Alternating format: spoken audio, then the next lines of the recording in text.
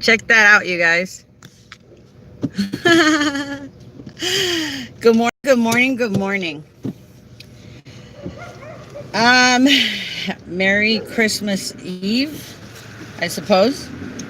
Told you guys good morning. I'm not a big fan of Christmas or Thanksgiving because people should be nice all year long, right? But anyways, it is because I have to move my cars. Our home care provider. Hang on. I am smoking. And, dentistry done. They had to pull out all of my teeth, and it's not nice. I guess they're not going to be. Dentures are going to now toppers. Anyways, yesterday, to several people. Okay, let's see if this works. About how to enter your timesheets. Here we go. Everyone is panicking about how to enter the hours that you worked on the EBB system. And they have a right to panic, okay? Why? Because, as I was mentioning to one lady, you have to make sure you cross your T's and you dot your I's, okay? And maybe not right now, but more than likely later, it's going to be a problem. The particular young lady that I was talking to says that she's scared to take any pictures wherever she goes when she goes out. She says she doesn't know what to do because the system, if we're supposed to report when we go out, we're supposed to tell the social worker, and actually I'm going to find out, we're supposed to tell the social worker when we go out of town. And that's true, we are. But if it's going to get to the point where you're paranoid, you know, where you're like, oh my God, I can't go here. Oh my God, I can't go there. I can't do this. I can't. No, you're already under a lot of stress to be worried about entering, how to enter your time, your hours on your timesheets. So this is for 24-hour protective services, okay?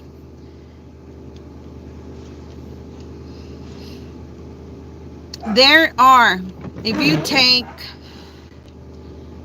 24 hours in a day and you multiply that times 7 days, you get 168 hours a week. So in 1 week, there's 168 hours. If you take 168 hours in 1 week and you multiply that times 4 weeks in a month, you get 672 hours, okay?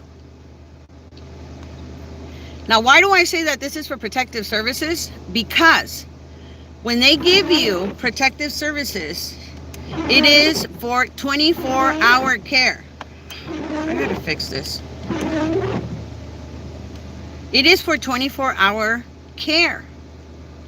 Now, if in reality they were paying you for 24-hour care, you guys are gonna have to bear with my windshield wipers. I gotta fix these guys. Some kind of a glitch. That's about the only thing wrong with this car. So, if they were really paying us if they were really paying us for 24-hour care, then it would be 672 hours what they would be paying us for, right? But they don't. They only pay you for 283 hours, 254 hours. 232 hours is the less that I've seen that someone has under protective services from the clients that I have taken care of, okay? 272 hours, 274 hours, anything that falls under the umbrella of protective services, the max amount of hours that they can get is 283 hours, unless you fill out a form where you have more than one child at home, or parent or grandparents where they also need protective services. Then you might be able to work more, like that one young lady that has 2 children and has 332 minutes, 300 hours and 32 minutes.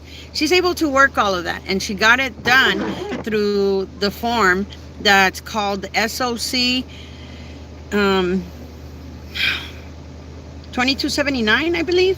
I can't remember, but I have it written down, so you guys can call me. Now,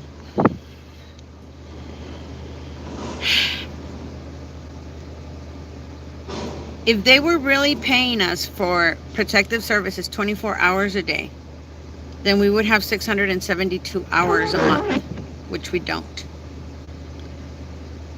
So, if you take the 283 hours away from the total of hours that are in a month, which is 672, give or take, because this year we have this 2020, we have leap year, so we're going to have a 29 in February.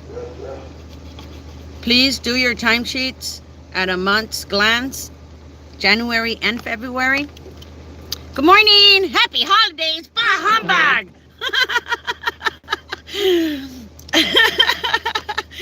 So, happy holidays. So, please do your timesheets at a month's glance, okay? Now, Feliz Fiestas with tequila. I know, right?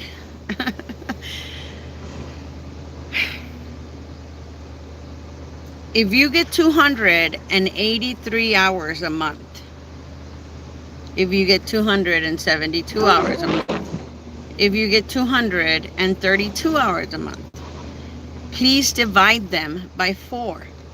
Now, I'm going to do the math for the 283 because I already have it in my head, okay?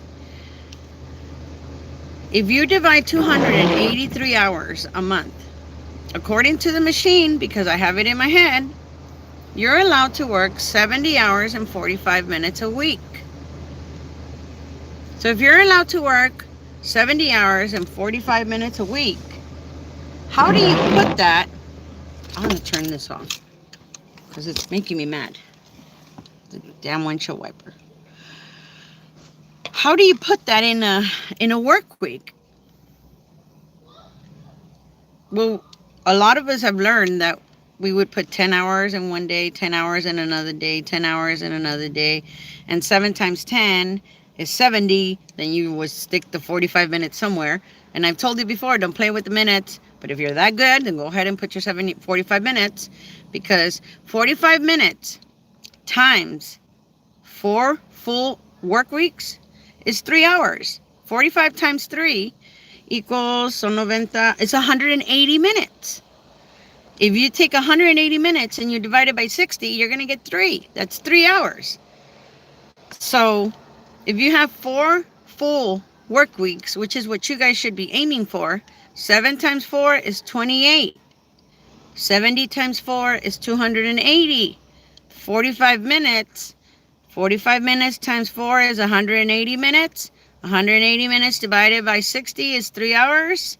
280 hours plus the 3 hours is 283 hours. Okay? That's fine and dandy. But the question is, how do you enter that into the EVV system? There are different scenarios. One of them being, for example, if you have a daughter that goes to a school program, okay? If you have a daughter that goes to school between 8 in the morning, or I shouldn't say school, well, that could fall under a child, a minor child also, that goes to school from 8 o'clock in the morning to 2 o'clock in the afternoon, okay? And then, or you have a son that goes to a program between 8 o'clock in the morning to 2 o'clock in the afternoon. Or you have a daughter that does not go, an older daughter, like one of my ladies had a 65-year-old son, okay? He wasn't going to any programs. She was 87. She is 87. I have to say hello to her.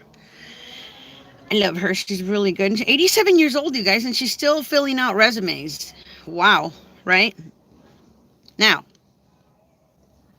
how do you enter that on your EVV timesheet? Okay. Well, they gave us a little bit of a flexibility. A little flexibility they gave us. So we have to use what they give us. I have a young lady that says, well, Sandra, I just enter that I start at 12 a.m., which is midnight, and I enter that I end at 11:59 p.m., which is what we're authorized to do.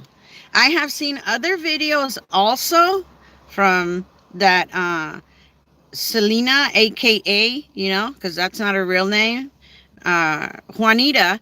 I've seen Rodriguez. I've seen videos where she so calmly says, enter it from, if you start at 7 and you work 2 hours, then your end time can be 11.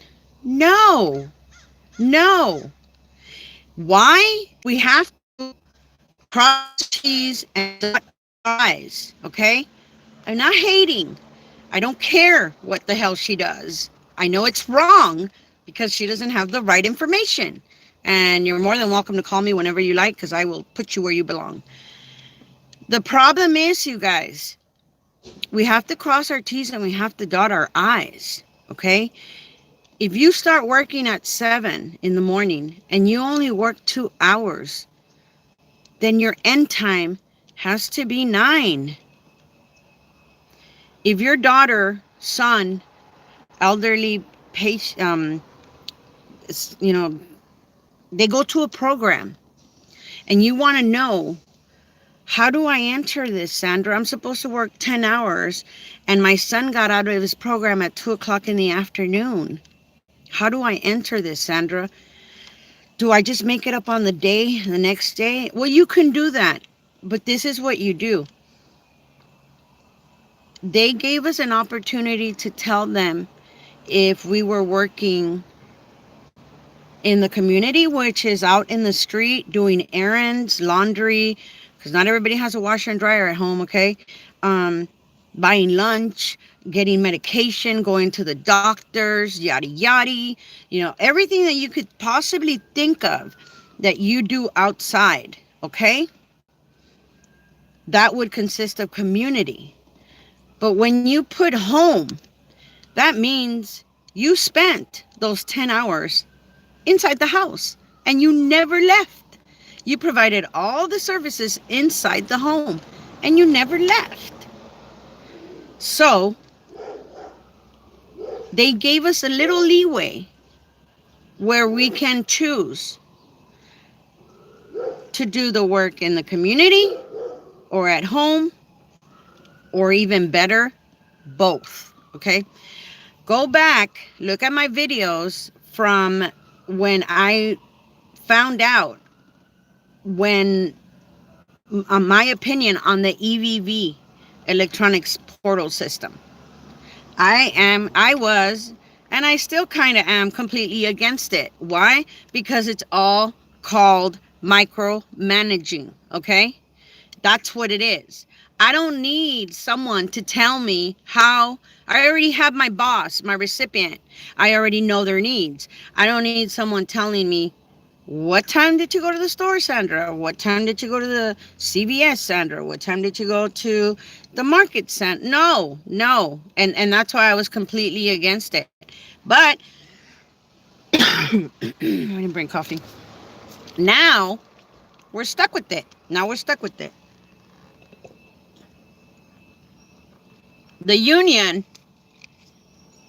from one of the representatives there, mentioned to me that they fought for this not to happen.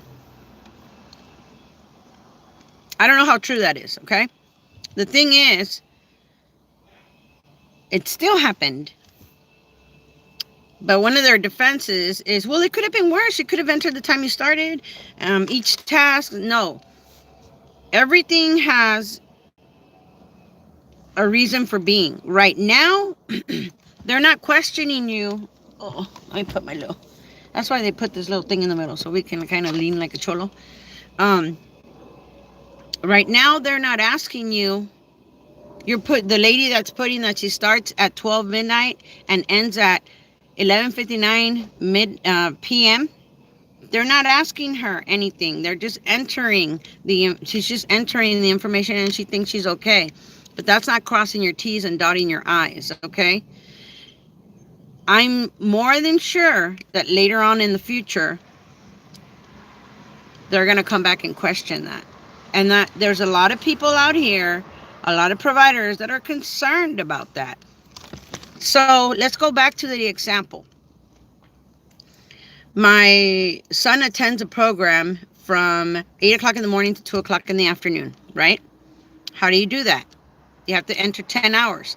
From 2 to 12, 11:59, is 9 hours and 59 minutes. Don't do that to yourself. They gave us an option,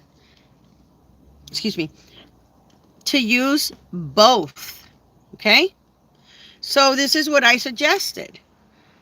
Well, if your son goes to school, to the program between 8 o'clock in the morning and 2 o'clock in the afternoon, you can enter that you started working at 11 in the morning. Why? Because what you did, or what you're going to do, is go to the market, do the pharmacy, enter the, sorry, somebody's like super cruising. Go to the pharmacy, go to the market, run all those errands that you do while you're in the community, okay? And then you got to pick up your son at 2 o'clock in the afternoon, or they get dropped off or whatever. Then you have to be home. So you can put that you did part of that work. When I used to go to the pharmacy, when I did the laundry, when I, let's see, there was doctor appointments. Sometimes they wanted certain things from certain places. And I'm like, yeah, that's cool. You know what? Just stay right there. I'll go get it for you. So that was my time. And I'm getting paid for that. So I would run and go do it. They weren't paying me for gas, okay, which is travel, which brings me to another point. The travel timesheets have now changed. The travel timesheet agreement forms have changed as far as it being revised. So now I can't use the ones that I used, but that's okay because I called the provider hotline and I told them to send me the new revised form because I need it.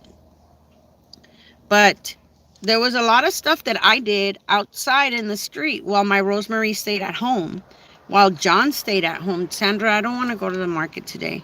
Of course, John couldn't walk. That's cool, man. I'll get it for you. Not a problem. So I'd spend an hour at the market, and then come back.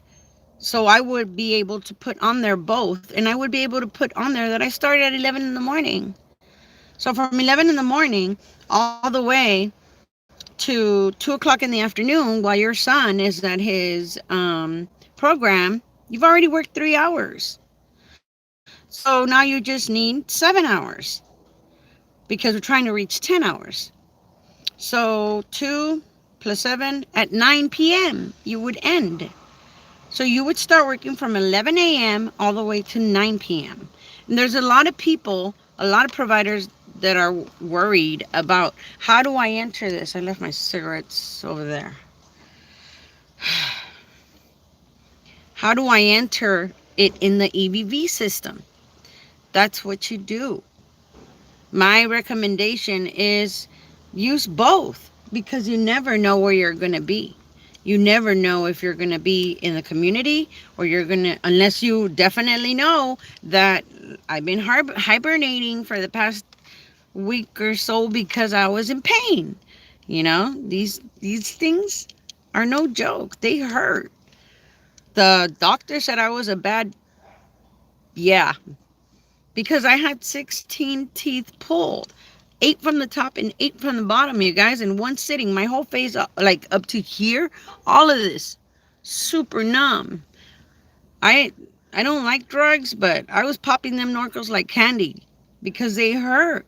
It hurts. So if you plan on staying home all day, then stay home all day and put home. But if you don't know if you're going to go out into the community or you're going to do the work at home, then put both. And give yourself that space to where you're not being micromanaged. Because that's what this EVV system is. It's micromanaging us. And I'll be damned if anybody else tells me what to do. My car does. All of my cars do. That's it. Nobody else. Nobody. I'm waiting for the street sweeper, which should get here soon. But, good morning, Wendy. My grandson goes to school, so I get him ready in the morning. Then he comes back about 4. Okay. Same thing applies, Wendy. Trust me, please cross your T's and dot your I's because they will come back and check. Well, this doesn't make sense, Sandra. I now have,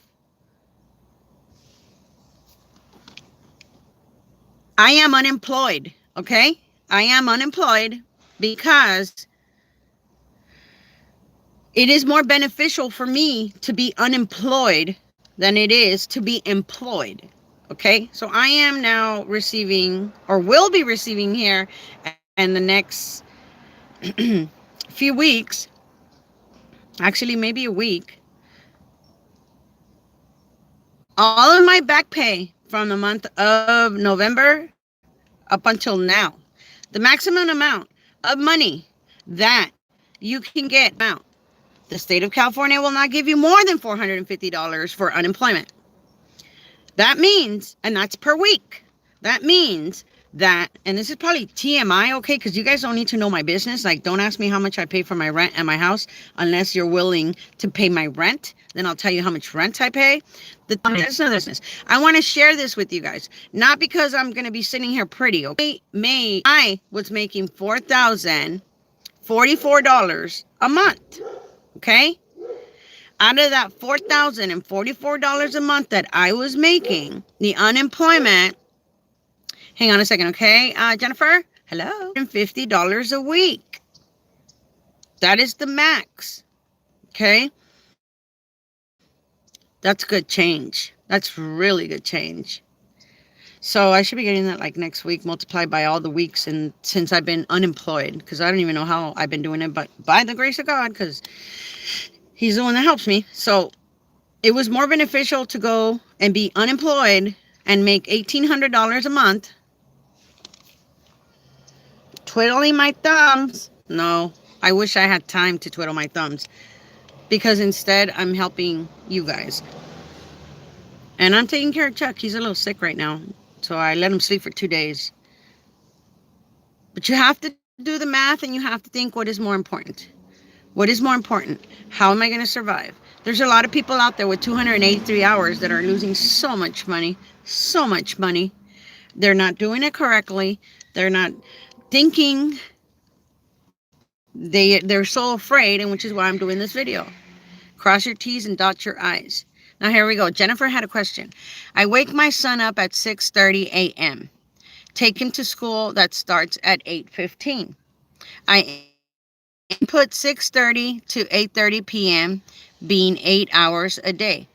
And he's in bed by 8:30 sleeping and I'm in the clear. Let's see here. 6:30 and you only enter 8 hours. 7:30, 8:30, 9:30, 10:30, 11:30, 12:30, 1:30, 2:30. 2:30. But he goes to school, right?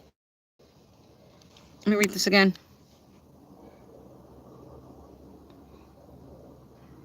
What time does he get out of school?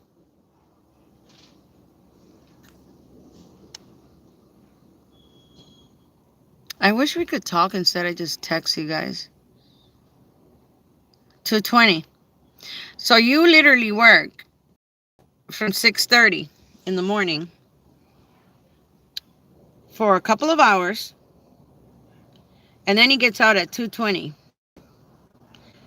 That's 2 hours.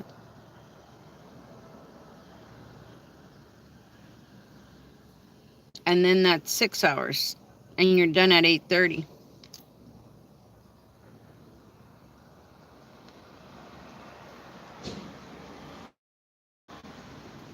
That works. Really good, Jennifer. That's really good.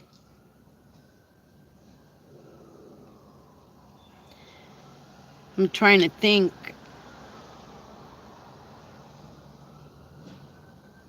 Yeah, that's really good. 6:30 to 8:30, that's 2 hours. 9:30, 10:30, 11:30, 12:30, 1:30, 2:30. He's in school for 6 hours. 2:20, sorry. And then you pick him up. Let's just say 2:30, 3:30, 4:30, 5:30, 6:30, 7:30, 8:30. That's 6 hours. That's 8 hours a day. 8 times, what, and it's all week long? 8 times 7 is 56. Are you working 8 hours every day? Except Saturdays and Sundays, of course. It would be interesting to see your timesheet, to see what you're really making. That's good. You see what she just did? She just showed us. And that's what this is about. It makes sense. And then while her son is in school, she gets to do whatever she wants. I would start it off earlier, you know. Hi, Sylvia. I was thinking about you guys. I'm going to start taking pictures with the people that I go visit because I'm going to have more time to visit now. So tell your daughter I said hi. I hope she's wearing my ears. I use Saturday half day and Sundays are respite. See, thank you so much for sharing.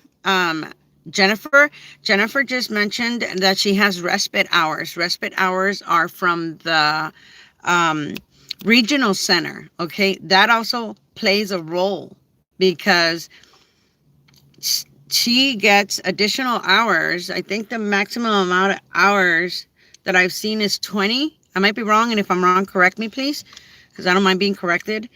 Don't want to give any wrong information out. But the regional center also provides additional hours to help you rest, which is why they call it respite. It's my guess. So that's good. Do me a favor, Jennifer. Please divide your hours by 4 weeks and make sure that you get the maximum amount of hours per week, not per day, per week. Okay? Make sure that you're getting everything that you work for. But for people that work 70 hours a week and they have people that recipients that either go to a school or a child, at least now you know how to figure it out a little bit better. Don't be scared, okay? The lady I just spoke to, she's gonna go and have fun in TJ. I should have told her bring me some cigarettes. Yeah, because that's about the only thing I'm doing. I'm gonna lose weight here in a minute because I bought that chupa panza. And I'm gonna see if it works. But don't be afraid to go wherever you want to go. Please be very careful how you enter your hours. If you want to be precise, be precise. Make copies of the time that you're turning in because it erases in 3 months. It erases.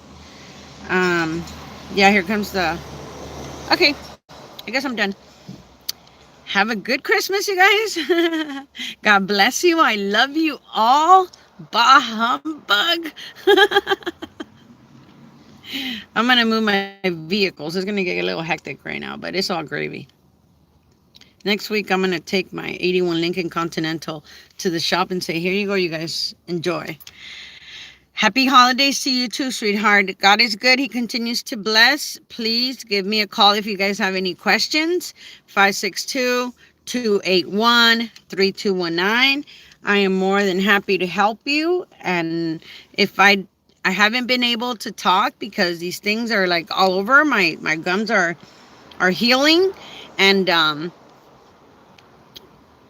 it's hard, but it's gonna get better. And then I'll be able to put some nice glue on there and they'll stay, whatever. Who cares, right? It is what it is. But text me if I can talk. I'll answer.